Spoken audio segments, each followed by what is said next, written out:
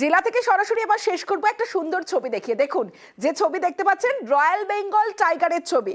সুন্দরবনে ঘুরতে গিয়েছেন এবং ঘুরতে গিয়ে যদি রয়্যাল বেঙ্গলের দেখা পান তাহলে তার কোনো কথাই নেই। যে ছবি আপনারা দেখছেন বসিরহাট রেঞ্জের বুড়ির ডাবরি এলাকায় ভ্রমণের সময় দেখা মিলেছে রয়্যাল বেঙ্গল টাইগারের। সরাসরি চলে যাবো, অনুপ রয়েছে আমার সঙ্গে, অনুপের সঙ্গে কথা বলবো। অনুপ, সুন্দরবনে বেড়াতে যাবো আর সেখানে রয়্যাল বেঙ্গল টাইগারের দেখা পাবো, 16 কণা পূর্ণ বলাই চলে। কি বলছে যারা পর্যটকরা ছিলেন তাদের কি বক্তব্য?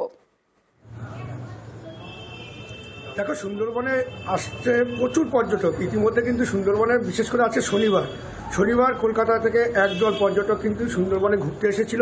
এই যে বসিরহাট রেঞ্জের বুড়ির ডাবরি জঙ্গলের কাছে কিন্তু রয়্যাল বেঙ্গল টাইগার কিন্তু নদীর পাড়ে কিন্তু বসেছিলেন।